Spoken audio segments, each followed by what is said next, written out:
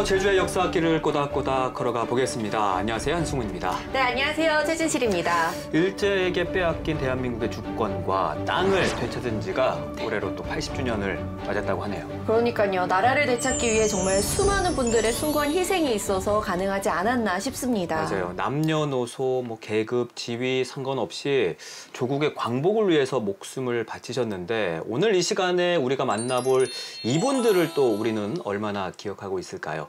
우선은 어떤 분들인지 화면으로 만나보시죠.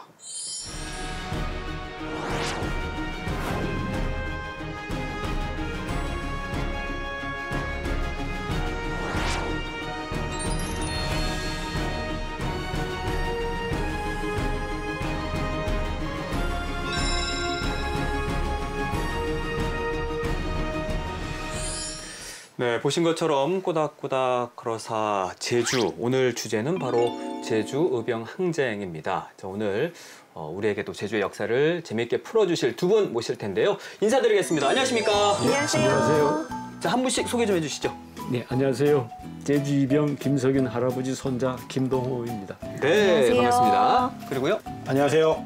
애월고등학교에서 역사를 가르치고 있습니다. 그리고 제주 역사교사 모임 회장 맡고 있습니다. 박진수라고 합니다. 반갑습니다. 네, 반갑습니다. 안녕하세요. 오늘은 두 분 다 이제 역사 선생님들께서 오셨네요. 네. 오늘 또 역사가 재미있어지는 시간일 것 같은데 근데 드라마나 영화에서 보면 저 의병이라고 하면 뭔가 정식 군대가 아니라 백성들 스스로 이렇게 만든 군대? 군인들 같은 건데 의병은 왜 생긴 거예요? 의병은 국가가 외침을 받았을 때 위급 상황일 때 조정의 징발 명령에 의하지 않고 백성 스스로가 조직한 군대를 말합니다. 의병의 역사를 조금 살펴볼 필요가 있는데요. 의병이라고 하는 건 삼국시대부터 있었습니다. 하지만 우리가 의병이라고 하면 임진왜란, 병자호란 때 의병을 떠올리기 쉽고요. 그리고 대한제국 말기 일제 침략에 맞서서 의병 활동이 많았기 때문에 우리가 의병이라고 하면 대한제국 말기 흔히 이제 구한말이라 그러죠. 그때 의병을 떠올리기 쉽습니다. 그럼 의병 활동이 가장 활발했던 시기가 대한제국 말기였던 거예요? 네, 맞습니다. 아무래도 일제 국권 침탈에 의해서 우리가 많이 이제 탄압과 침략을 받았기 때문에 거기에 저항했던 의병들이 스스로 조직해서 전국적으로 일어났고요. 우리가 을사늑약이라고 하죠. 그때 이제 외교권이 피탈당하고 그리고 통감부라는 게 설치돼서 대한제국의 내정에 깊숙이 관여하게 됩니다. 고종은 당시에 이제 네덜란드에 헤이그 만국 평화회의가 있었습니다. 거기에 이제 3명의 특사를 보내서 을사늑약의 부당함을 알리려고 노력했는데요. 하지만 일본은 미리 수를 썼기 때문에 실패로 끝났습니다. 일본은 이렇게 고종이 저항을 했기 때문에 이 헤이그 특사 사건을 빌미로 퇴위시켜버리고요. 이제 순종이 즉위하게 되는데 순종에게 이제 1907년에 정미 7조약 한일 신협약이라고도 하는데요. 강제로 체결하게 되었고 그로 인해서 대한제국의 이제 군대가 해산되게 됩니다. 이 해산된 군인들이 바로 해산됐다고 이제 물러나는 게 아니라 바로 의병에 참여하게 되는데요. 그래서 해산된 군인들이 의병에 참여했기 때문에 그 규모나 횟수가 굉장히 크게 확대됩니다. 이러한 일제 침략 그리고 전국적인 의병 활동 안에서 제주 의병도 오늘 같이 이해했으면 좋겠습니다. 또 완전 고등학생으로 돌아간 것 같아요. 네. 옛날 기억이 새록새록 나는데 아니 대한제국의 군인이 이제 주축이 됐다고 하면 무기라든지 전술적으로는 강했을 것 같거든요. 그때 제주에서 의병이 생긴 거예요? 그렇죠. 그 일본이 통감부를 설치하면서 종전에 있던 목사 제도가 사라지고 행정만을 만든 군수제로 바뀌면서 제주도에 1906년 10월에 윤은구가 제주군수로 발령받습니다. 근데 여기서 그치지 않고 더 나아가지고 군수가 해야 될 일들이 전부 그 통감부 관리들이 장악을 하기 시작합니다. 그래서 윤은구 군수는 통신과 재정을 전부 장악당하고 치안과 재판권까지 박탈당했으니 이 나라가 존립할 수 있겠느냐. 개탄하면서 그해 12월에 그만 사직해버립니다. 사임해버립니다. 바로 이때 이러한 상황을 들은 고사원은 사임하고 떠나는 윤은구 군수로부터 제주도가 얼마 없어도 일본이 손에 들어간다는 말을 전해 듣고는 이거 가만히 있어서는 안 되겠다. 우리가 유병이라든지 뭘 일으켜야 되겠다. 이런 걸 결심하게 됩니다. 고사운이라는 분이 갑자기 지금 예. 나왔는데 네. 뭘 하던 분이었어요, 고사운들? 그 저희 할아버지하고 같은 과양에 살았습니다. 고사운 유병장이 7살 위고 제 할아버지가 밑에 동생인데 제 할아버지하고 그 고사운하고는 상당히 호영호재하는 이런 관계였으며 아마 앞으로 쭉 나올 겁니다. 그 관계된 일들이. 예. 자, 그럼 어떤 상황 속에서 어떻게 제주 의병이 탄생됐을지 이야기자 주사 재현 영상으로 만나보시죠. 1909년 2월 25일 제주에서도 본격적인 항일 의병운동의 기운이입니다. 정미 의병이 일어난 지 2해가 지남수다. 더군다나 지금 여기 제주에도 일본인들이 주요 관직을 차지하여 마치 지네 나라를 다스리는 것 것으로 하는데 어떤 하면 좋고. 괜한 맛이 영 허천만 베리멍이 신문 아니 될 것 알마 맛이 우리 제주에서도 정미 이병 뒷도랑 의병 항쟁을 시작해서 하지 않았구가. 마수다게 입장을 보니까 그래서 좀 다양한 많은 계층의 맛이- 사람들이 모인 것 같아요. 네, 맞습니다. 이렇게 해서 제주의 유림 고사운을 비롯한 김석윤, 이중심, 김만석, 조병생 등은 항일 의병 항쟁을 일으킬 것을 결의합니다.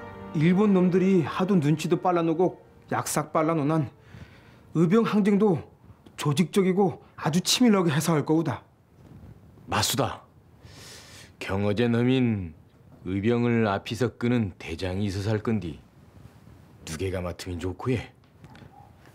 그 우리가 결의하고 계신한 이디이신 어른들이 해서 할 건디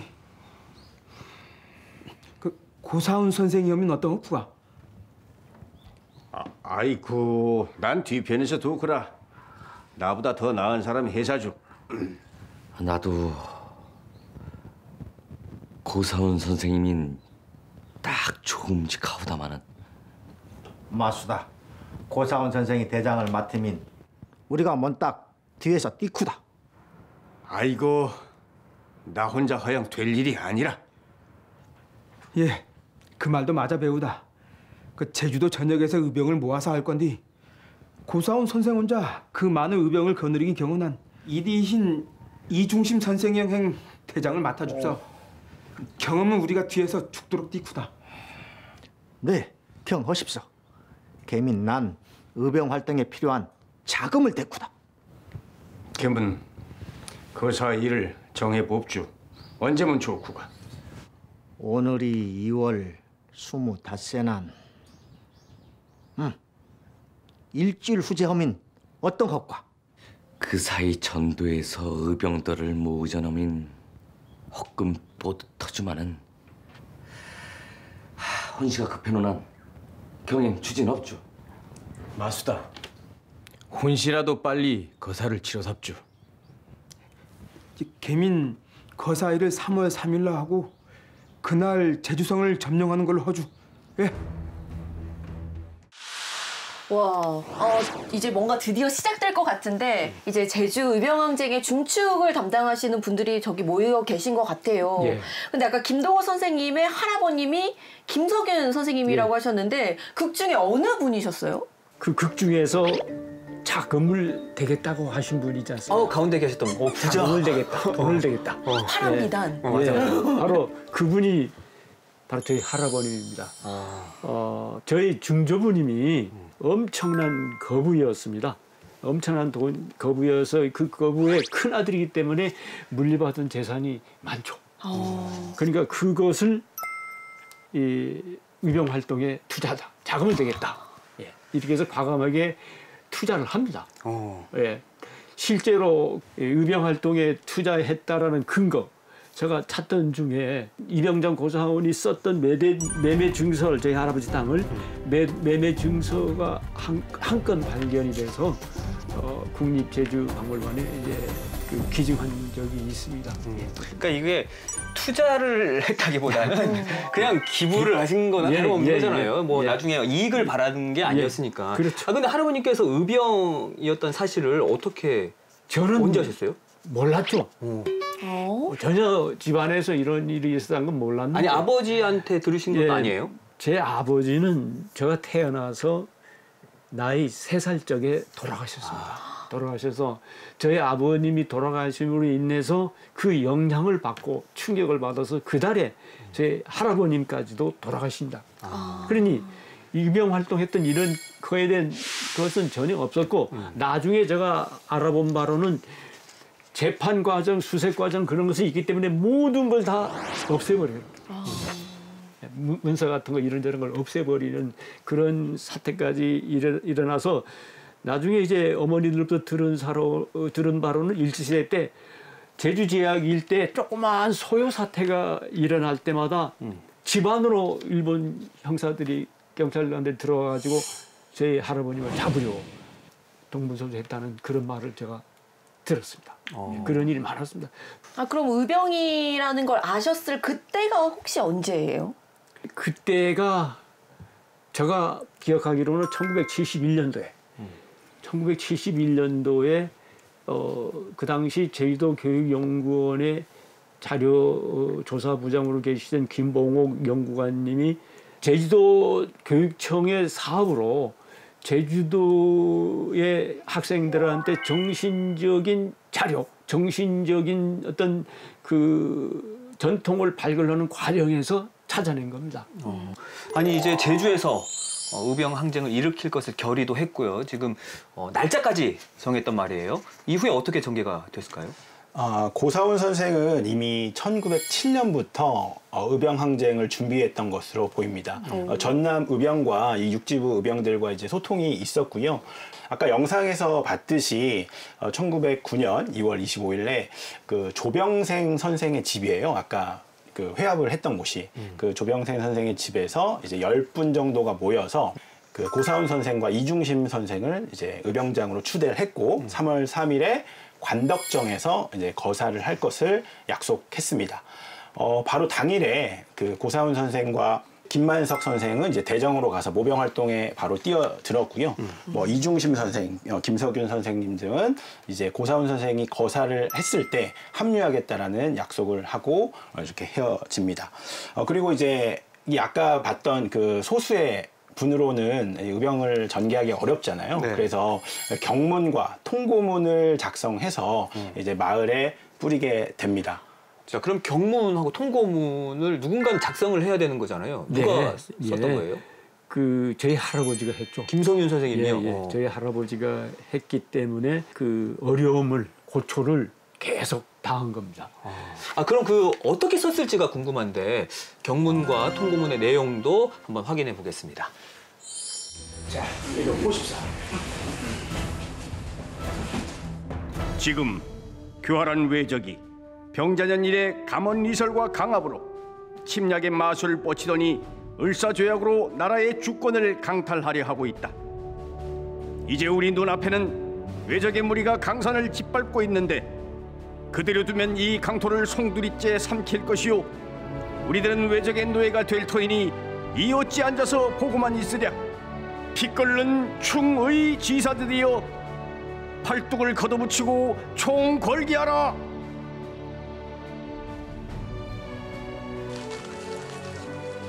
그리고 경문과 함께 통고문이 작성됐습니다.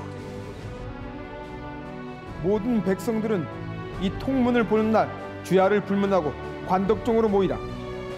총이 있는 자 총을 들고 활이 있는 자는 활을 들 것이며 칼이 있는 자는 칼을 들고 오라.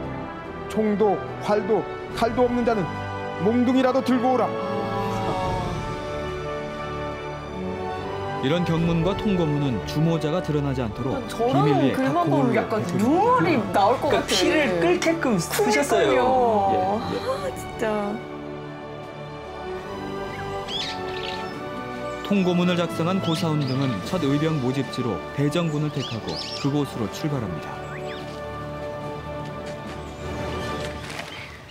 여기서 의병을 일으켜 제주성으로 갈 것이요. 제주성에 도달하면 이중심 대장과 함께 성 안에서 호응해 거사를 일으키도록 합시다. 와, 아니 코끝이 찡하는데 저 통고문에서 총도 칼도 활도 없는 자는 몽둥이를 들고 나오라라고 했잖아요. 아, 이 그 절실함, 그 간절함이 느껴지는 것 같아요. 몽둥이도 없으면 저 같으면 이 주먹 갖고 가겠습니다. 아니 할아버지께서 글을 굉장히 잘 쓰셨던 것 같아요. 예, 그렇게 공부를 했죠. 어릴 때부터 집안이 부유하다 보니까. 네. 여기서 제가 참 퀴즈를 하나 내고 싶은데요. 네. 이병결사대가 제주의 그 넓은 하고 많은 지역 중에서 왜 대정을 택했을까? 첫 번째로. 그 이유가 있어요. 아니 저는 대정하면은 뭔가 군사도시 이미지가 좀 있어서 왜냐하면 지금 뭐 육군 훈련소도 있죠. 네. 또 비행장도 있으니까 그때도 뭔가 약간 군사도시 이미지가 아니었을까 싶은데. 네, 아주 좋은 접근입니다. 대정에는 지금 뭐 해병대도 있고 이제 한국 전쟁에 관련된 유적지들도 굉장히 많아서 군사도시 이미지가 맞는데요. 시기적으로는 좀 아닌 것 같기도 하고. 네, 맞습니다. 저희가 그때는 이제 현대 파트고요. 지금 저희는 근대 파트니까 1900년대 초반으로 시계를 조금 그러겠네. 돌려서 생각해 보시면 좋을 것 같아요. 아, 좋은 접근이었습니다만 대정은 마늘이 또 유명하잖아요. 그때 그렇죠. 네. 맞죠, 스님? 예, 그때 맞아요. 맞아요? 예. 사람들도 약간 매콤한 맛이 있는. 매워요. 맞아요. 그게 좋은 접근이에요. 좋은 접근. 좋은 접근. 예. 그 대정읍을 첫 의병제로 모집한 이유는 1800년대부터 그 향리와 아전들의 착취에 저항해서 일어났던 강제금이나 그 다음에 가혹한 세제 징수의 시정을 요구하면서 일어난 방성칠이나 그 다음에 1900년도에 천주교의 폐단에 맞서서 이재수이나 등이 제주도에서 일어난 굵직굵직한 난들이 전부 밀란의 중심지가 대정이었다는 겁니다. 예, 또 이뿐만이 아니고 대정면 구옥리의 구석와시라고 또 심평리의 옹기와시라고 해서 기와나 도자기를 굽는 도공들이 많이 있습니다. 지금도 아마 이 전통은 이어져 오고 있어요. 옹기그릇. 이병항쟁의 이 도공들을 이끌어내기 위한 대책이었습니다. 아, 근데 말이 사실 이제 나라를 구하기 위해서 뭔가 의롭게 뭔가 싸운다 뭐는 거지만 사실은 두렵잖아요. 목숨이 그렇죠. 두 개도 아니고 저 같으면 사실 선뜻 나서지 못할 것 같거든요. 모집 아니에요? 잘 됐어요? 네, 모집은 나름 순조롭게 됐습니다. 이 의병장들의 모집 인원은 의병 모집 인원은 목표는 1만 명이었습니다. 만 명? 네, 굉장히 많은 수치였습니다. 그때 당시 인구에 비하면. 자, 아까 봤듯이 통고문을 마을 단위로 이렇게 쭉 돌렸잖아요. 자, 제주시 화북에서 시작돼서 뭐 신촌, 함덕, 구자, 성산 이렇게 쭉 동쪽으로부터 서귀포 그리고 한림, 애월 이렇게 서쪽으로 와서 제주 시내 용담에서 이제 마무리되도록 이제 통고문을 순회하는 계획을 세웠습니다. 마을 이장을 중심으로 이제 모병이 시작됐습니다. 마을에서 적게는 30명, 많게는 100명 이상이 모였으니까요. 모병 활동이 꽤나 잘 됐다고 평가할 수 있습니다. 당시 일제의 침략이 워낙 강했기 때문에 국권 수호에 대한 의지도 있었을 거고요. 아무래도 민생 경제를 파탄시키는 주범은 일본이었을 거다. 그래서 일본이 경제적 침탈에 대한 저항의식 그리고 제주도의 전통을 훼손시키는 일본에 대한 반감 뭐 이런 여러 가지 요인들이 아마 작용했을 것이고요. 그러니까 영상에서는 안 나왔는데 통고문 마지막에 이러한 내용도 있습니다. 이장들이 거산날에 함께하지 않으면 삼족을 멀어하겠다라는 강력한 워딩이 있었어요. 진짜 잘 쓰셨네요. 강력하죠. 할아버지께서 잘 쓰셔서 그 정도는 돼야 이제 뭔가 의기투합해가지고 사람들이 몰리지 않았을까 싶은데 자 어떤 상황이었는지 또 이야기자유사 영상으로 만나보시죠.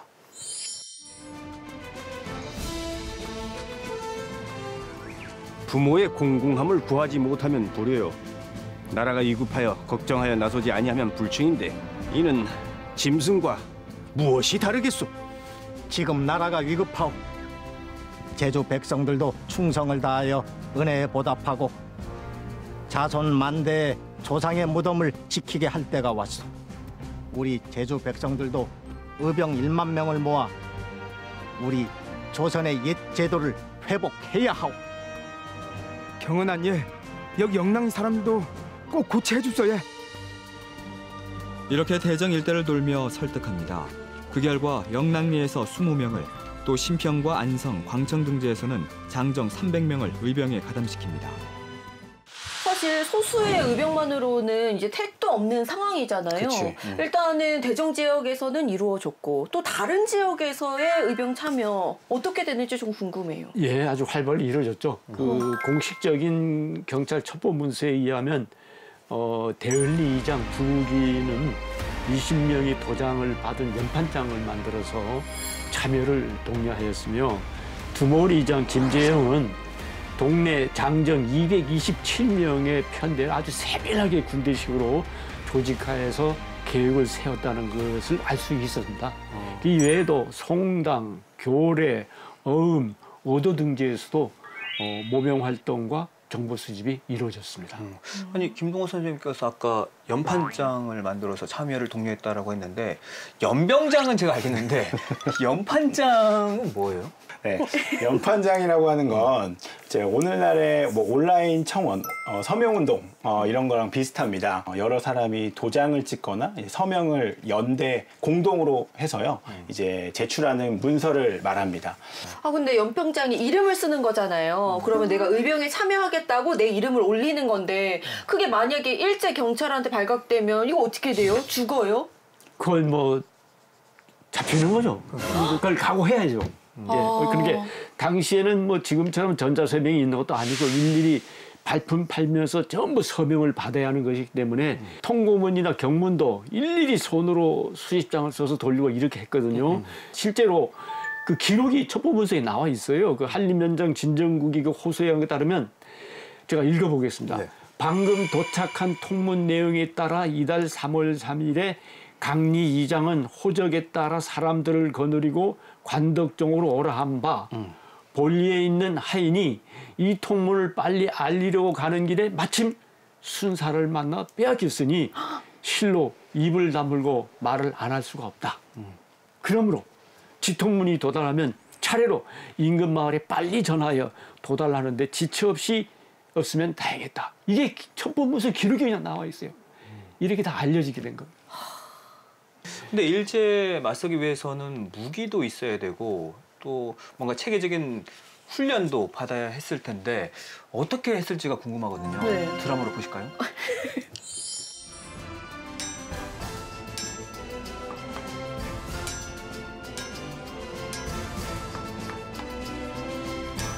그리고 제주 광양리에 비밀 대장간을 마련합니다. 무기를 만들기 위해서죠.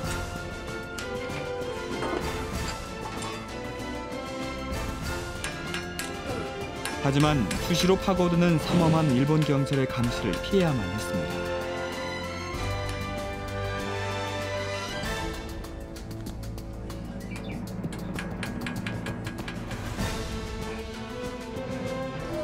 한편 전도에서 모인 의병들은 모두 황사평으로 모였습니다. 그리고 그곳에서 체계적인 군사훈련을 시작합니다.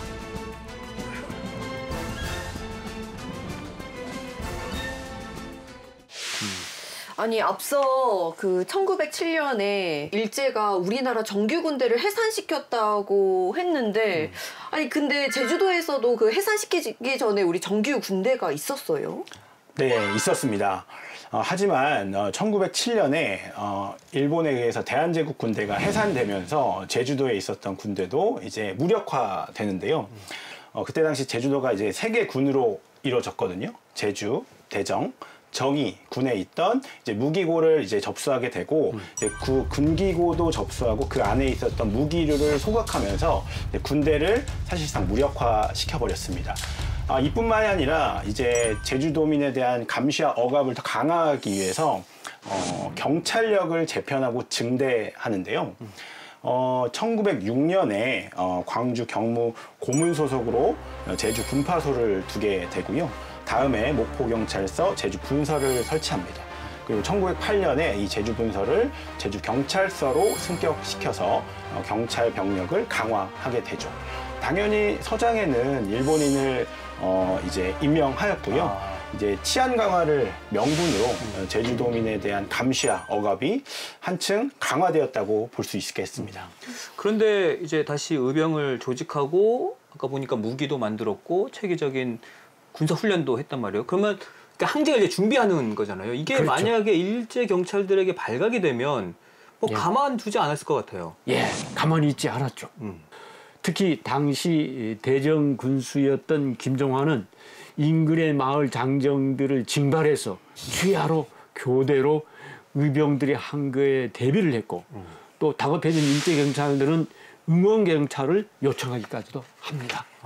어떤 상황이었을까요? 이 상황도 재현 드라마를 통해 만나보겠습니다.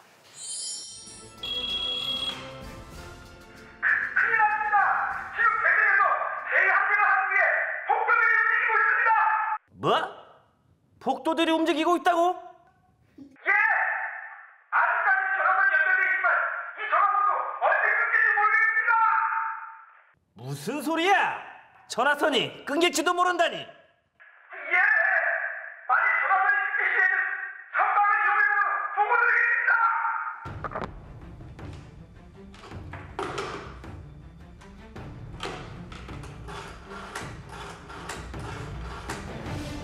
예, 경찰서장 청수중만입니다.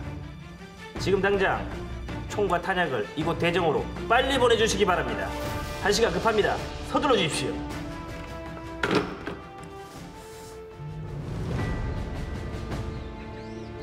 다급해진 경찰과 대정군수 김종하 등은 관군과 장정 30여 명을 동원해 의병들의 활동을 차단하기에 이릅니다.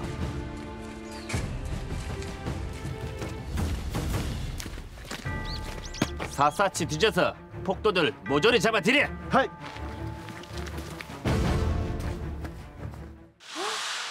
지원까지 요청했다면 대대적인 검거 작전이 펼쳐졌을 것 같은데 아니 저는 그 작전 성공 여부를 떠나서 우리 그 의병들의 안위가 좀 걱정이 돼요. 어떻게 됐어요? 주재소에서 경찰이 이제 의병대를 습격한 것은 바로 2월 28일이었습니다. 아까 영상에서 봤듯이 2월 25일 날 결의를 했는데요. 3일 만에 경찰이 이제 의병대를 습격하게 된 것입니다. 의병대들은 당시에 대전 광청리, 지금의 이제 안덕면인데요. 그곳에 이제 집결해 있었습니다. 이 의병대들도 어느 정도 경찰의 이제 습격을 준비하기 위해서 이제 무장이나 아니면 총기류를 이제 구비하려고 했는데 여의치 않았습니다. 그래서 사실상 이렇게 좀 가지고 있던 병력, 그러니까 무기가 좀 조악했고요. 그때 일본 경찰이 습격하면서 어떻게 보면 무방비로 조금 이렇게 당했다고 볼 수 있겠습니다. 그래서 2월 28일 날 고사훈 선생과 그리고 이제 김만석 선생은 바로 체포되었고요. 이 조병생 선생은 이제 도주를 하게 됩니다. 28일 날 급습에 머문 게 아니고요. 일본 경찰은 대대적인 수색을 계속 이어 나갔습니다. 결국 이 수색에 의해서 3월 4일에 제주시 이제 광양에 있던 김석윤 선생도 체포가 되었고요. 나머지 이중심 선생 그리고 조병생 선생은 이제 귀덕리의 주민의 도움으로 이제 육지로 이제 탈출했다고 기록되어 있습니다. 이렇게 중심 인물들이 체포되거나 도주돼 버린 것이죠. 결국엔 그게 다 3일 만에 일어난 일이었네요. 네네. 정말 긴박한 상황인데 우리 김동호 선생님의 할아버지님이 김석윤 선생님도 체포가 되셨는데 체포됐죠. 그 다음에 어떻게 됐어요? 예, 바로 내란죄로 기소가 돼서 광주지방법원에서 유배 10년형이 언도됩니다. 이에 불복하고 대구 공소원에 공소합니다. 그래서 자료 불충분으로 무죄 판결을 받아납니다. 그래도 다행히 무죄 판결을 예, 받으셨네요. 예. 근데 아까 의병장인 고사훈 선생은 어떻게 됐던 거예요? 결론부터 말씀드리자면 안타깝게도 고사훈 선생은 순국하게 됩니다. 아까 28일 날, 2월 28일 날 고사훈 선생과 김만석 선생은 일본의 경찰이 급습에 의해서 대정 주재소로 끌려가게 됩니다. 주재소에 이제 붙잡혀 있던 이제 고사훈 선생은 이제 틈을 보고 있었는데요. 그 틈이 이제 발생합니다. 그 이유가 서귀포 분파소에서 대정 주재소로 연락이 오는데요. 서귀포 앞바다에 육지에서 의병 30명이 내려왔다. 좀 병력을 보충해달라라는 급보였습니다. 그래서 대정 주재소에 있던 일본 경찰들이 서귀포로 이동하는 그 혼란한 틈을 타서 고사훈 선생과 김만석 선생이 포승줄을 끊고 성문 밖으로 이제 도망가게 되는데요. 이제 그 도주함에 있어서 너무 빨랐는지 일본 경찰이 체포는 조금 어려울 것 같다라는 판단하에 이제 총격을 발포하게 됩니다. 그래서 결국 3월 4일에 이제 고사훈 선생과 김만석 선생은 총격을 받고 현장에서 순국하고 말게 되는 거죠. 근데 그 여기서 제가 잠깐 언급하고 싶은 것은 그거는 이제 첩보 문서에 나와 있는 기록이에요. 근데 향토사가들이 그 당시에 살고 있던 촌로들이 이야기를 들어봅니다. 그랬더니 그게 아니다. 그럼요. 이분들을 세상에 이제 알려지지 않게 하기 위해서 회유를 해도 말을 듣지 않으니까 죽이는 수밖에 없다. 그렇게 해서 거짓 꾸며서 자기들이 죽이려면은 이유가 있어야 되는데 그러듯한 이유가 있어야 되는데 이유가 없어서 촌로의 증언은 그냥 죽이고 싶어서 거짓으로 꾸며서 죽였다. 현장에서 가다가. 그렇게 증언을 합니다. 그러니까 일제 경찰들이 고사훈 선생의 비범함을 알고 뭔가 처음에는 회유하려고 했는데 그게 안 되니까 세상에 더 알려지지 않게 하기 위해서 그런 짓까지 합니다. 자, 그러면 그 일제 경찰들의 회유 체계에 고사훈 선생은 어떻게 대응을 했을까요? 영상으로 확인해 보시죠. 우아하니 당신은 이렇게 하찮은 일에 껴서 시간을 낭비할 인물이 아닌 것 같소. 그래서 말인데 의병이고 뭐고 다 때려치고 우리 일본에 항복하고 협조를 하면 높은 자리까지 오를 수 있도록 내 주선을 하겠소. 우리나라가 무사 영된 줄 알아면서 모두 인형네 때문에 이 지경이 된 거라. 위기에 처한 나라의 백성이 나라를 구하게 하는 건 백성된 도리로서 당연한 일. 난 죽음으로써 나라의 은혜에 보답할 거라. 말 그대로 나라가 이 지경이 된 마당에 왜 아까운 목숨을 버리려고 하시오? 그러지 말고 내 말대로 됐수다. 옛날 박재상이 외나라의 인질로 잡혀있는 왕자를 탈출시키자라당 잡혔을 때도 똑같은 말을 들었수다. 고사훈 선생님 엄청 그 스마트하신 분이셨나 봐요. 신라의 돼지가 될지언정 외국의 신하는 안 얻긴 해신디 그 심정은 나도 똑같수다. 뭐?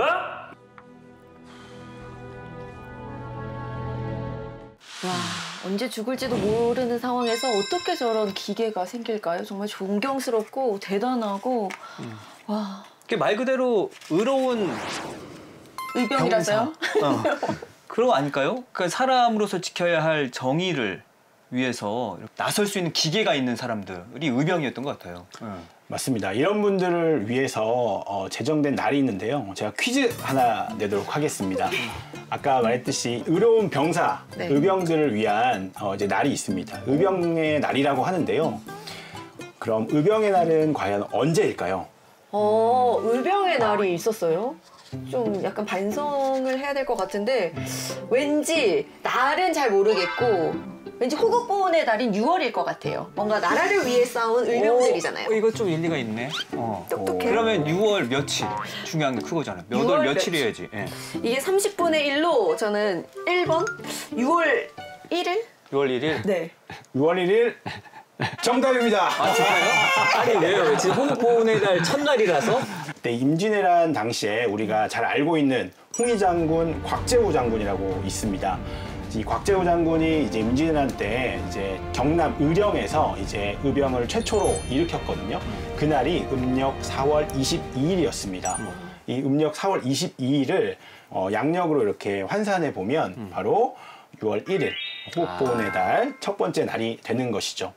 그래서 여러 단체나 여기서 이제 요구를 해서 2010년에 국회 본회의에서 이제 그 의병의 날이 제정이 되었고요. 2010년 이후로 매년 6월 1일에 의병의 날 행사가 이제 거행되고 있습니다. 제주에서도 얻어 걸렸네. 아니에요. 4월 22일 음력. 아니 근데 의병의 날이 있는지 몰랐는데 꼭 기억해야 될 영웅이 있다면 저는 뭐 슈퍼맨, 뭐 아이언맨이 아니라 우리 의병이 들어가야 되지 않을까 생각이 드는데 그때 또 젊은이들도 많았지 않아요? 그렇죠. 만약에 우리의 역사에서 의병이 없었다면 어떻게 됐을까요? 의병이 없었다면 그 옛날에 식민지가 되었거나 아니면 속국이 되었을 것이다. 저는 그렇게 생각을 일본의 식민지라든지 아니면 뭐 또 다른 나라 중국의 속국이 되었. 또 의병의 날이 되면 선생님 또 후손이시니까 그 날이 좀 더 각별하게 느껴지실 것 같은데 좀 어떠세요? 어느 분이 이렇게 데이터를 냈더군요. 지금까지 우리나라는 900여 차례나 침략을 받아서 국가가 위기에 처할 때마다 분연히 일어선 분들이 유병이다.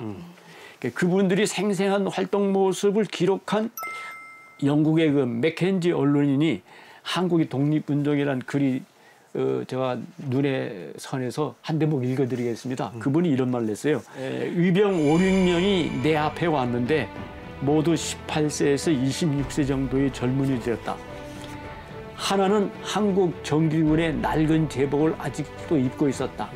다른 하나는 군복 바지를 입고 둘은 얇고 누덕누덕한 한복을 입고 있었다. 오전에 벌어진 전투를 지휘한 장교인 그는 자기들이 앞날이 결코 밝지는 않다는 것을 시인했다. 우리는 죽을 수밖에 없겠죠. 그렇게 되라죠. 그러나 일본이 노예로 살기보다는 자유로운 몸으로 죽는 것이 훨씬 더 낫습니다. 라는 게 그의 말이었습니다.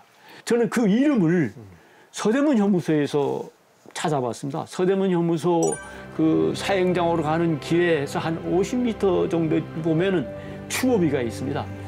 그 추모비의 제목이, 추모비 이름이 민족의 혼그릇입니다. 혼그릇. 그 혼그릇에 가득 깨알 같은 것이 뭔가 새겨져 있습니다.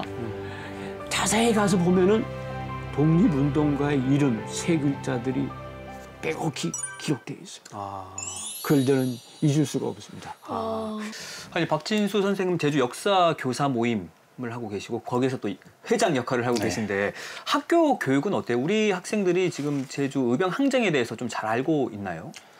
그 한국사 교과서에는 전국적인 의병 활동은 자세히 나와 있습니다. 하지만 이제 제주 의병 항쟁에 대해서는 조금 현장에서는 아직 좀 미비한 점이 많이 있습니다. 고등학교 한국사 교과서에 총 9종이 있는데요. 그 중에 이제 7종의 교과서에서 이제 제주 의병 항쟁이 누락돼 있습니다. 안타깝게도. 그런 부분도 이제 보완하기 위해서 저희 이제 회원이신 이제 강익준 선생님께서 이제 출판사에 다 이제 연락을 해서 이 부분 좀 넣어달라고 이제 얘기를 드렸고요. 이제 뭐 제주도교육청에서도 이 부분을 이제 보완하겠다고 이제 같이 협업하고 있습니다.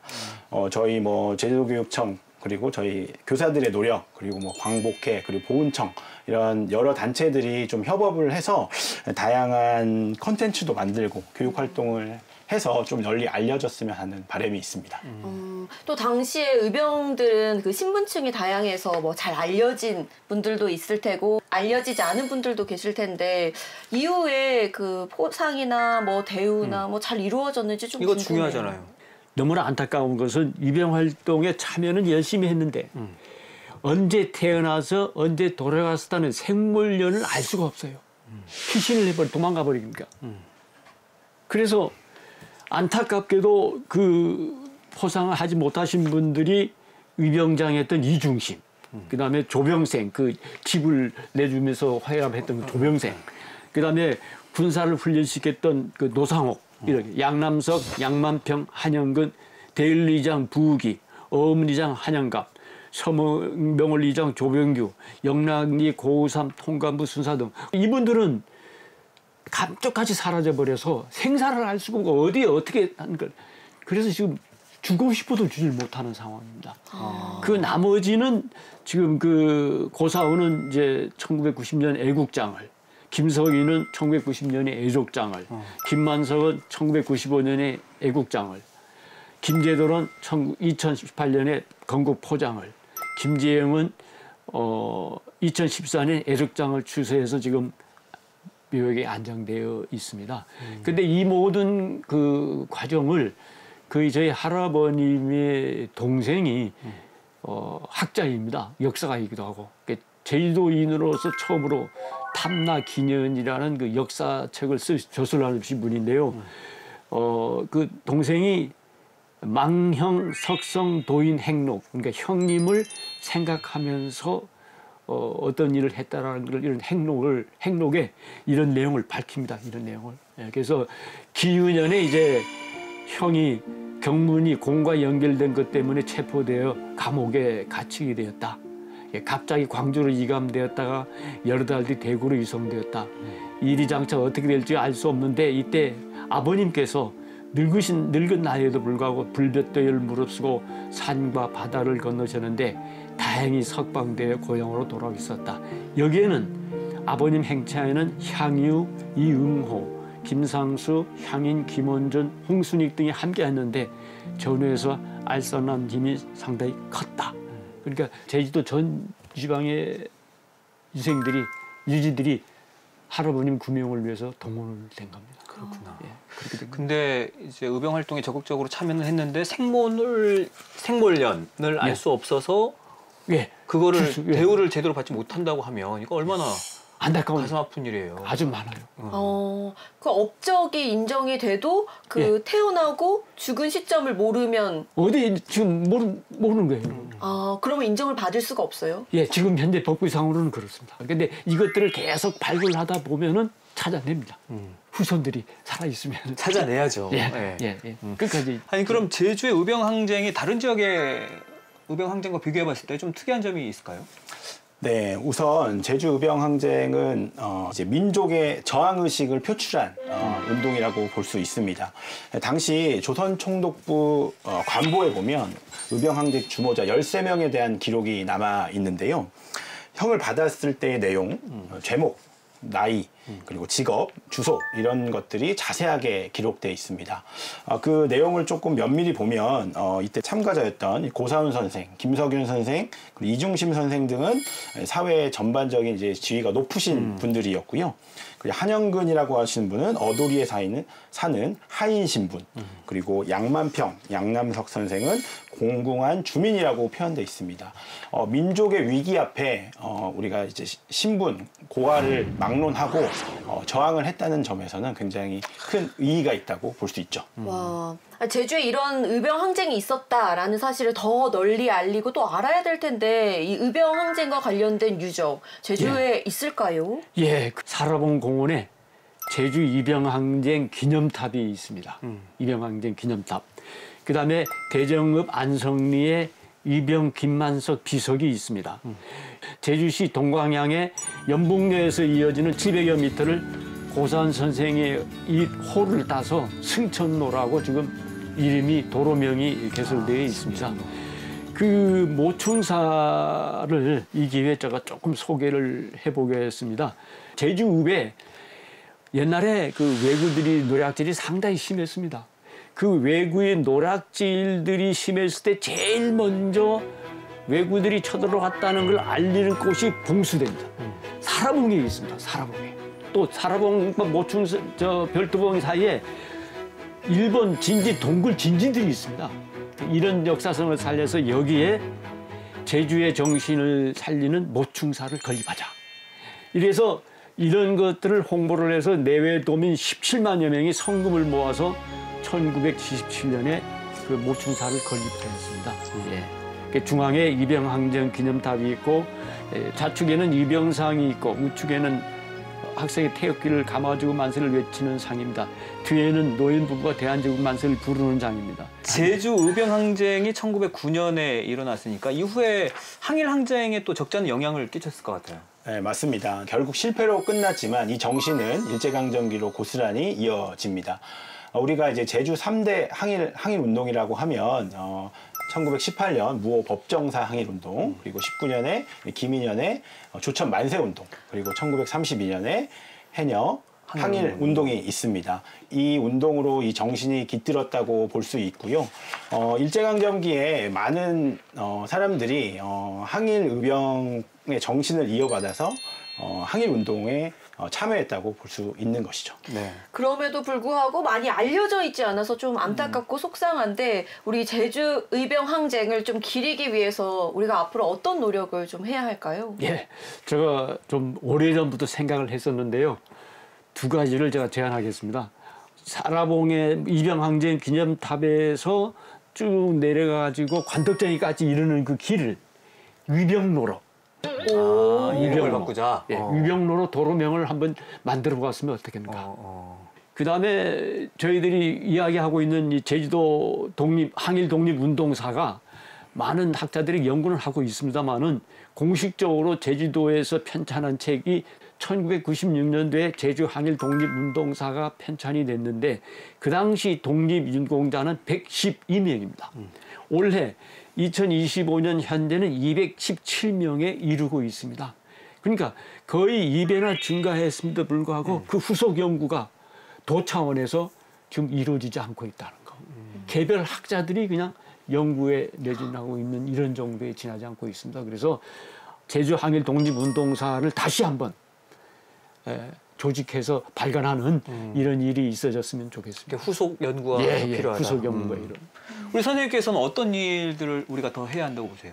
그 제주 의병 항쟁에 대한 연구와 기록이 조금 더 정립될 필요가 있습니다.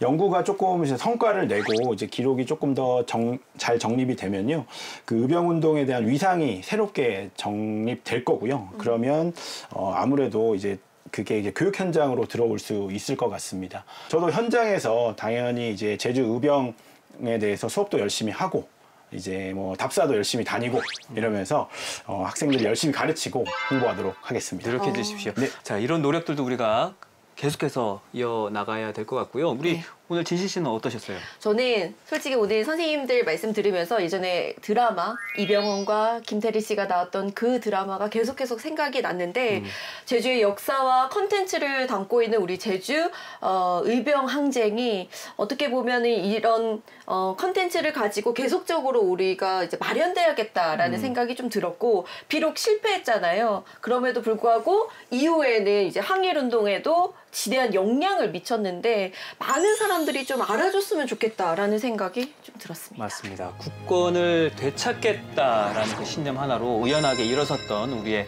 제주 의병들이었는데, 광복 80주년을 맞아서 좀 이름이 잘 알려지지 않은 제주 의병들의 그런 숭고한 희생을 기억하는 시간도 함께 마련됐으면 어떨까 생각을 해봤습니다. 자, 오늘 함께해 주신 두 분 진심으로 감사드리겠고요. 저희는 다음 주에 또 다른 제주의 역사길 위를 꼬닥꼬닥 걸어가 보도록 하겠습니다. 두 분 고맙습니다. 네, 감사합니다.